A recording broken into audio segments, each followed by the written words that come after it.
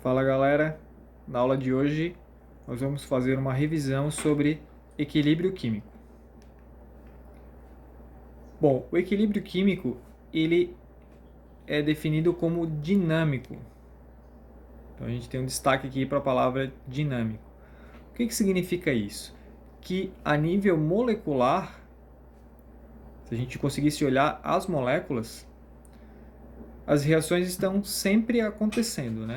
Tanto as reações diretas, que são os reagentes formando produtos, como as reações do tipo inversa, que são os produtos reagindo entre si e voltando a ser reagentes. Ok? Então, a definição de equilíbrio químico é que em sistemas fechados, onde não há troca de matéria, verifica-se que em algumas reações químicas se tornam reversíveis. Quando elas se tornam reversíveis, a gente coloca uma seta dupla aqui, ó. Ok? Em maior ou menor grau, ou seja, no sentido direto da reação, os reagentes dão origem aos produtos e no sentido inverso, os produtos reagem entre si, reconstituindo os reagentes. Bom, quais são as características do equilíbrio químico? Né? O equilíbrio químico ele é do tipo, se a gente olhar as características macroscópicas, elas são constantes. Então, quais propriedades macroscópicas? Concentração, densidade, cor e massa, elas não sofrem nenhum tipo de alteração quando a reação atinge o equilíbrio químico. Já as características microscópicas, elas sempre estão em evolução. Quais dessas propriedades? As colisões entre as partículas, a formação de complexo ativado e o rearranjo de átomos e íons, eles nunca param, né? Então, isso se a gente olhar as propriedades microscópicas. O equilíbrio químico, ele é dinâmico. Né? O que a gente acabou de ver ali sobre a palavra dinâmico? Significa que as reações direta e inversa, elas estão ocorrendo contínua e ininterruptamente. E que o equilíbrio químico ele depende da temperatura. Né? O equilíbrio químico depende apenas da temperatura em um sistema isolado. Então, se houver variação de temperatura, as propriedades macroscópicas sofrem variação em um novo equilíbrio será atingido. Ok? Bom, como que a gente pode avaliar então essa reação de equilíbrio? Então, se a gente observar aqui uma reação genérica, né, os reagentes estão aqui desenhadinhos em preto, dupla seta e os produtos aqui em vermelho. Nessa tabela a gente tem na primeira coluna o tempo, na segunda coluna a velocidade da reação direta, que é a seta para a direita, e inversa, a seta para a esquerda. Na terceira coluna, os reagentes e os produtos, então reagentes em preto e produtos em vermelho. E nas duas últimas colunas, a concentração dos reagentes e dos produtos. Bom, se a gente avaliar o tempo zero, a gente tem apenas reagentes ali no meu frasco reacional. Né? Então, a concentração dos reagentes é 20 e a concentração dos produtos é 0. Isso significa o quê? Que no momento zero, né, no tempo zero, quando a reação ainda não começou a acontecer, eu não tenho nada de produto, eu tenho apenas reagentes. Depois de um certo tempo, que 10 pode ser minutos, segundos, depende do tipo da reação, a gente vai ter aqui, se a gente avaliar os reagentes e produtos, o aparecimento de bolinhas vermelhas, que são os produtos dessa reação. Se a gente olhar a concentração, nós veremos que tem 12 reagentes e 8 produtos. Se a gente avaliar aqui o tempo 20, de novo, a gente tem tanto bolinhas vermelhas quanto pretas e a concentração dos reagentes é 8 e 12. O que acontece? Do tempo 10 para o tempo 20, teve uma variação tanto da concentração dos reagentes quanto da concentração dos produtos. Se esse parâmetro ele ainda não está constante, significa que nós ainda não atingimos o equilíbrio químico. Vamos para o tempo 30. No tempo 30, a gente observa aqui que temos 6 reagentes e 14 produtos. Então, do tempo 20 para o tempo 30, ainda aconteceu reação química. Agora, no tempo 40, o que a gente pode observar? Que, novamente, a gente tem 6 reagentes e 14 produtos. E no tempo 50, nós temos novamente 6 reagentes e 14 produtos. O que isso nos traz de informação? Que a partir do tempo 30, a concentração dos reagentes permaneceu em 6. Então, 6 reagentes no tempo 30, 6 reagentes no tempo 40 e 6 reagentes no tempo 50. E 14 produtos no tempo 30, 14 produtos no tempo 40 e 14 produtos no tempo 50. Que interpretação a gente dá para isso? Que essa propriedade macroscópica de concentração constante caracteriza o equilíbrio químico, ok? Então, a partir do tempo 30, essa reação ela já atingiu o equilíbrio químico. Então, ela já pode ser finalizada, que não terá mais formação de produtos nessa reação.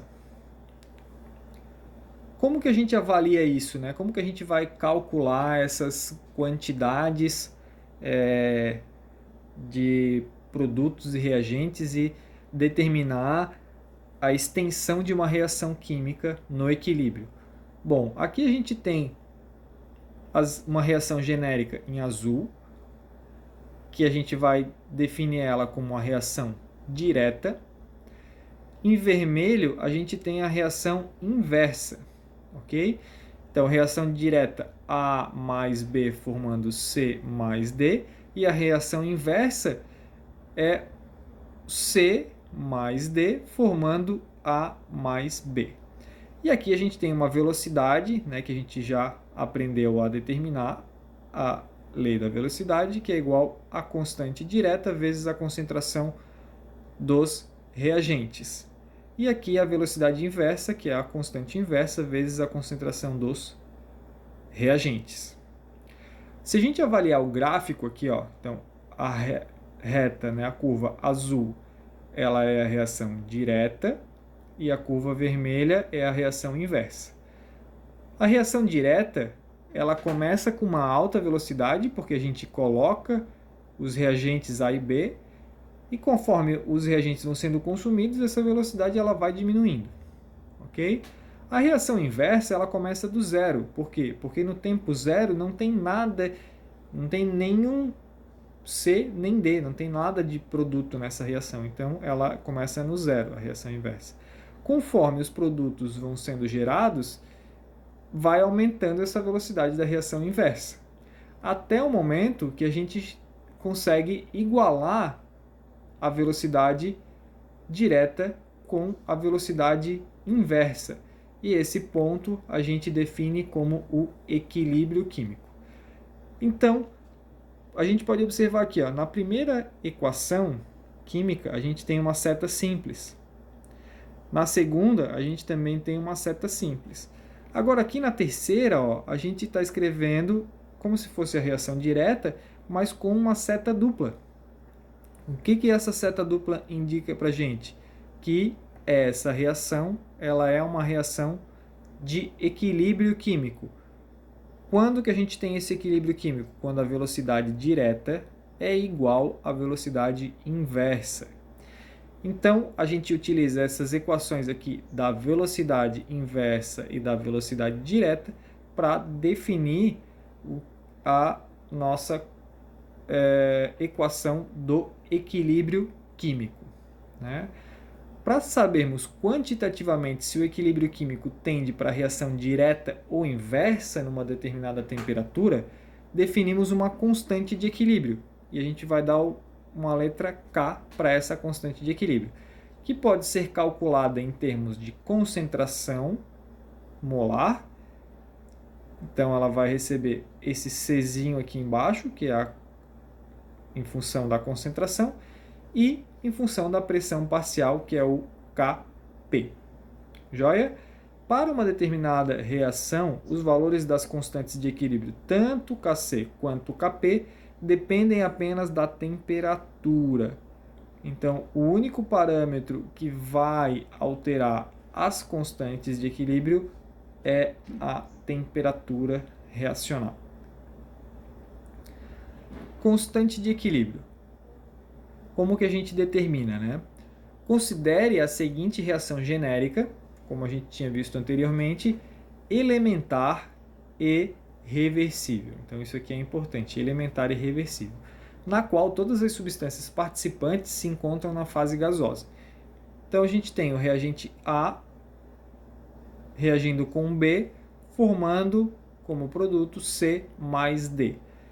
Lembrando, a gente sempre representa o A minúsculo como o parâmetro estequiométrico e o A maiúsculo como o elemento químico, como a espécie química. Ok? Como que a gente define, então, a constante de equilíbrio? Essa constante de equilíbrio, como a gente viu nas outras aulas, ela é definida a partir das velocidades direta e velocidade inversa. Ok? Então, fazendo todo um apanhado das equações, a gente chega que a constante de equilíbrio ela vai ser igual ao que? A concentração dos produtos dividido pela concentração dos reagentes. Então, a gente tem o produto C elevado ao parâmetro estequiométrico dele, vezes o parâmetro D elevado ao coeficiente estequiométrico dele, dividido pela concentração de A elevado ao seu parâmetro estequiométrico, vezes a concentração de B elevado ao parâmetro estequiométrico. Então, a gente tem a constante em função da concentração. Então, tem esse C ali, ó. Então, a gente representa a concentração dos reagentes e dos produtos. Se a gente der foco na pressão dos produtos e reagentes, a gente vai chamar essa constante de Kp. Então, a constante de equilíbrio Kp em pressão parcial. Um detalhe importante é que para a gente definir o Kp, todos os reagentes e produtos têm que estar na fase gasosa. Tá? Nenhum dos componentes daquela reação, daquele meio reacional, podem ser aquosos ou líquidos ou sólidos. Tá? Então, o Kp ele é definido da mesma forma como o Kc, que é a produto dividido por reagente. O que muda da concentração para a pressão? É que quando a gente fala de concentração, a gente usa a concentração dos reagentes e dos produtos. Quando a gente calcula a constante de equilíbrio em função da pressão, a gente vai utilizar a pressão parcial de cada componente. Então, a pressão de C elevado ao coeficiente estequiométrico, pressão de D elevado ao coeficiente estequiométrico, dividido pela pressão de A elevado ao parâmetro estequiométrico, vezes a pressão de B elevado ao parâmetro estequiométrico. Mas continua sendo produto dividido por reagente, ok? Dentro de uma mesma equação química, a gente consegue relacionar o Kp com o Kc, ok? De que forma? A gente pode relacionar da seguinte forma: o Kp é igual a Kc vezes RT ΔN, ou, se a gente tiver interesse em descobrir o Kc, simplesmente rearranjando a equação, fica Kc igual a Kp vezes 1 sobre RT elevado ao ΔN. O que é esse ΔN? O ΔN é a variação do número de mols do balanceamento, são os parâmetros estequiométricos. Então, o ΔN, aqui em destaque, é igual ao que daquela reação? É o C mais D, que são os parâmetros, a somatória dos parâmetros dos produtos, menos A mais B, que é a somatória dos parâmetros estequiométricos dos reagentes. Ok? O R, lembrando, o R é a constante geral dos gases, né? Então, se a gente tiver a pressão parcial em atm, o R ele vai ser 0,082, ok? Mas se a pressão estiver em outra unidade, como Pascal, se estiver em Pascal, o R vai ser 8,314. E assim sucessivamente, dependendo do R que a gente estiver utilizando, ok? Novamente, ó, Kc e Kp varia com a temperatura, tá? Por isso que a temperatura aqui é um parâmetro nessa relação entre Kc e Kp. Interpretação do valor de Kc e extensão da reação. Bom, aqui a gente tem uma reação genérica, né? Uma reação genérica não. Uma reação de formação de dióxido de nitrogênio a partir do monóxido de nitrogênio e oxigênio. Essa reação ela é uma reação de equilíbrio, porque a gente tem uma dupla seta aqui. Então, primeiro, a gente pode definir como que a gente vai fazer esse Kc. Então, o Kc ele é igual ao quê? A concentração dos produtos dividido pela concentração dos reagentes. Qual é que é produto aqui nessa reação? É o NO2. Então, é a concentração do NO2 elevado ao parâmetro estequiométrico 2. Então, ó, esse 2 aqui do parâmetro estequiométrico é esse 2 aqui. Joia? Tem mais algum produto nessa reação? Não. Então, agora a gente vai para os reagentes. Então, dividido por concentração de NO ao quadrado vezes a concentração de O2 elevado a 1. Por que elevado a 1 aqui? Ó? Porque quando não aparece, né? Quando não aparece, a gente sabe que o parâmetro estequiométrico é 1. Bom, como que a gente vai avaliar, então, o Kc? O Kc, ele, dessa reação, é 6,45 vezes 10 na 5. Esse número aqui, ó, ele é maior do que 1. Por quê? Porque a gente sabe que 6,45 vezes 10 na 5 é igual ao quê? A 6, 4, 5, 0, 0, 0,0. Então, esse número é sim maior do que 1. Né? Se esse número é maior do que 1, significa que na conta, no cálculo do Kc, esse parâmetro de cima aqui, ó, que é o numerador, né, que são os produtos, né, ou no caso só um produto, ele é um número maior do que toda essa parte de baixo aqui, ó, dessa equação, ok? Isso, então, nos permite verificar, nos permite interpretar que a gente tem uma concentração de produtos maior do que uma concentração dos reagentes dessa reação. Então, é uma reação que ela tende à formação maior de produtos do que de reagentes, ok? Se a gente avaliar uma outra reação química, aqui, ó, né? Aqui a gente já não precisa mais fazer a constante, porque ela já está feita. E o valor é 2,37 vezes 10 na menos 3. O que significa esse menos 3? Que esse valor é o quê? É 0,00237. Esse número é o quê? Ele é menor do que 1. Se ele é menor do que 1, significa o quê? Que o denominador, que é a concentração dos reagentes, né, no caso aqui o NH3, é menor do que a concentração dos reagentes, ok? Então, a concentração dos produtos, aqui no caso o NH3, é menor do que a concentração dos reagentes, que é a concentração do N2 e a concentração do H2, respeitando os parâmetros estequiométricos. Isso nos indica que a gente tem uma menor quantidade de produtos comparado à quantidade de reagentes, joia, nessa reação. Então, genericamente, se o Kc é maior do que 1, a gente tem favorecimento de produtos.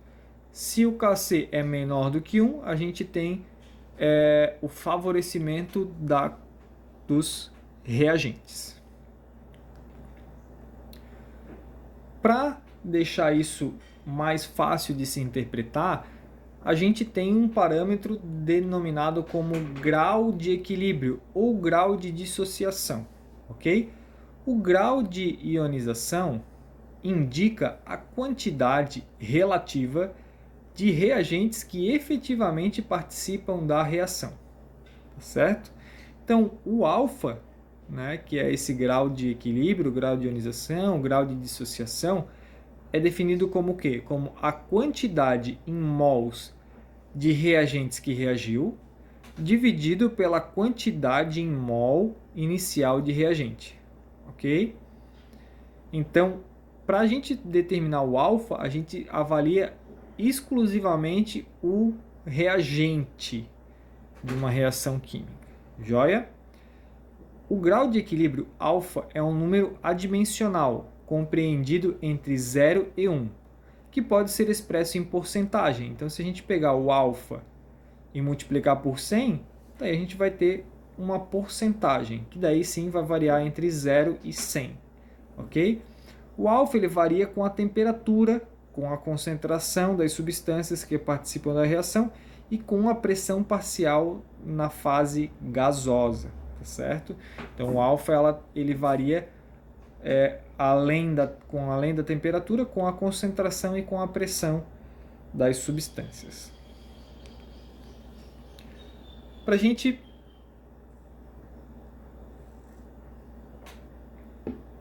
exemplificar, temos uma reação genérica, X formando Y mais Z, ok?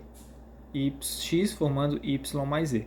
Para a gente avaliar o grau de dissociação, o alfa, a gente só nos interessa a variação de X. Então ele diz assim, que no início encontramos 2 mols de X. E no equilíbrio são encontrados 0,8 mols de X sem reagir, ok? Então lembrando que o alfa é igual ao número que reagiu dividido pelo número inicial. Ok? Então, para a gente saber quanto que reagiu, a gente faz uma subtração simples, né? Que é o inicial, que a gente colocou, menos quanto sobrou naquela reação. Joia? Então a gente tem aqui, ó, que reagiram 1,2 mols de X. Qual que vai ser o grau de equilíbrio dessa reação, então? 1,2, que é o quanto que reagiu, dividido por 2, que foi o quanto que eu coloquei no começo. O valor vai ficar, alfa ficou entre 0 e 1. Se a gente multiplicar por 100, a gente vai chegar no alfa em porcentagem de 60%. Concluindo, podemos dizer que quanto maior o valor de alfa no equilíbrio, encontramos menor sobra de reagentes e maior quantidade de produtos. Quanto menor o valor de alfa no equilíbrio, encontramos muitos reagentes sobrando e pouco produto naquela reação. Quociente de equilíbrio, denominado como QC. O quociente de equilíbrio é a relação entre a concentração em mols por litro dos participantes em qualquer momento reacional, mesmo que o equilíbrio ainda não esteja estabelecido. Então, o quociente ele se calcula da mesma forma como a constante. Então, QC QC, ele se calcula da mesma forma. Então, é a concentração dos produtos elevado aos parâmetros estequiométricos dividido pela concentração dos reagentes, dividido pelos parâmetros estequiométricos. Só que essas concentrações, elas não precisam estar já no equilíbrio. Elas podem estar em qualquer momento dessa reação. Para que serve a gente calcular, então, o quociente de equilíbrio, se se calcula da mesma forma como a constante? O quociente, ele é um parâmetro que nos permite avaliar se a reação ela já atingiu o equilíbrio ou se ela ainda não atingiu o equilíbrio. Então, o que a gente faz? A gente compara, né? A gente divide aqui, ó, o QC com o KC. Então, se a gente conhecer a constante de equilíbrio, a gente faz essa comparação. Então, a gente pega o QC e divide pelo KC. Se esse valor for igual a 1, significa o quê? Que o QC ele é igual ao KC. Porque se a gente divide em números iguais, o valor é 1. Significa que o sistema ele está em equilíbrio.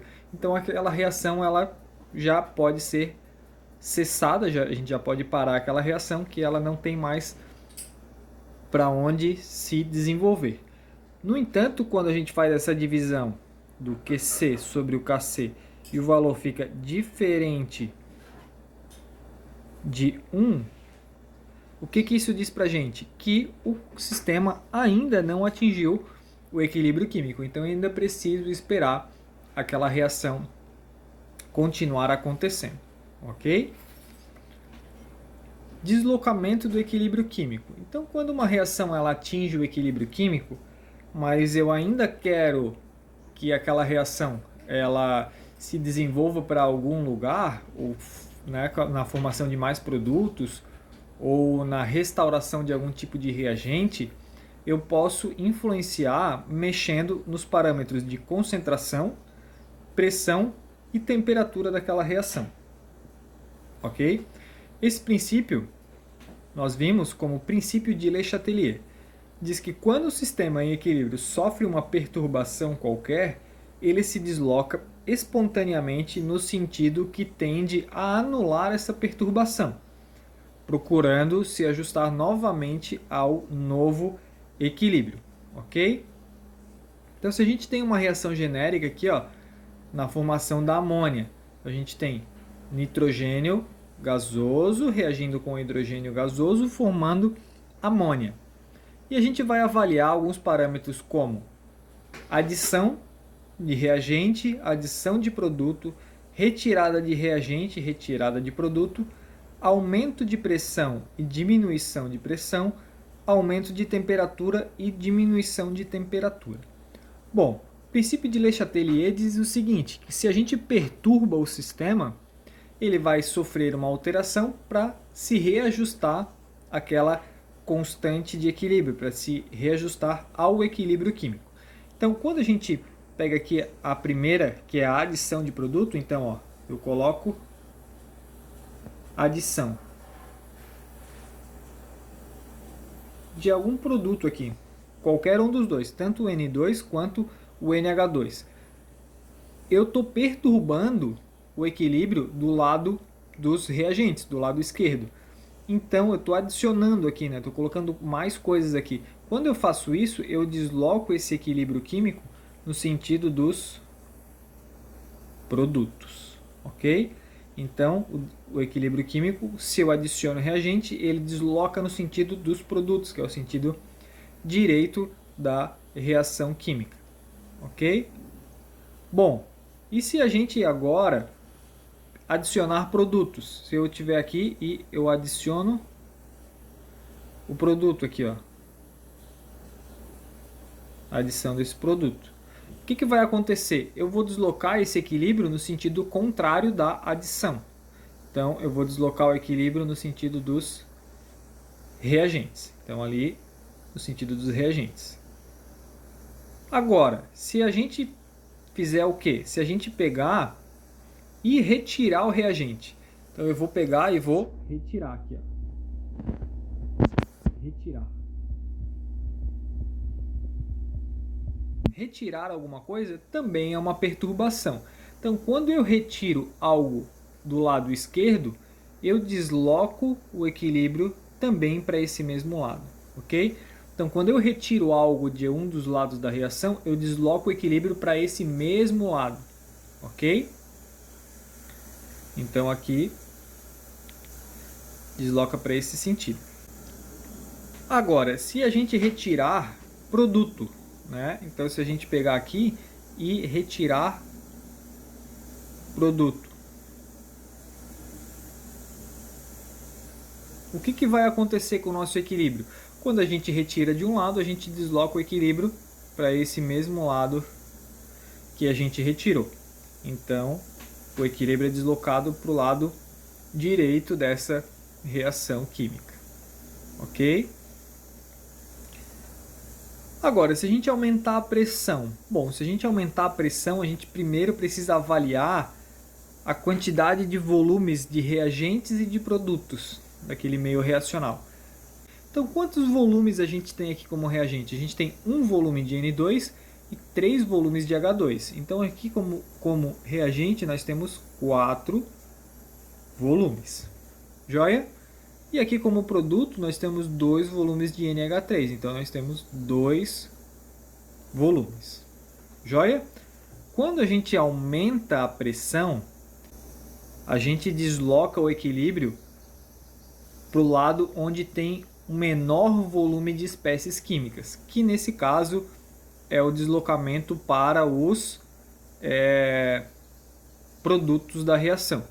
Se a gente diminuir, se a gente reduzir a pressão, a gente desloca o equilíbrio no sentido do maior volume de espécies, que daí nesse caso seriam os reagentes dessa reação química.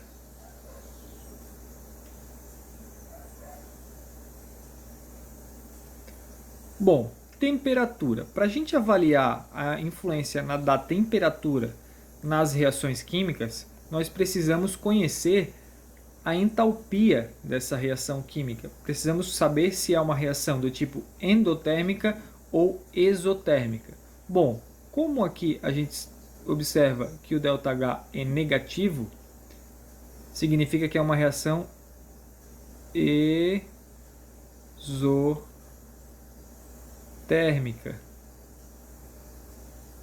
Ok?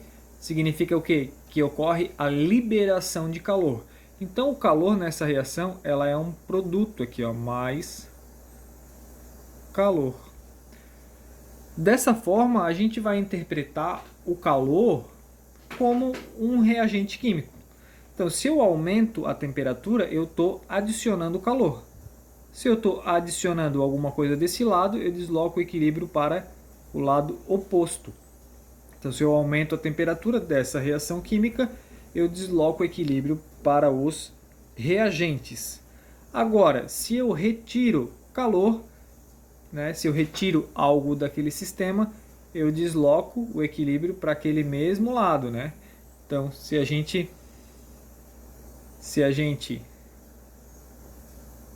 tirar calor, né? Se a gente retirar calor,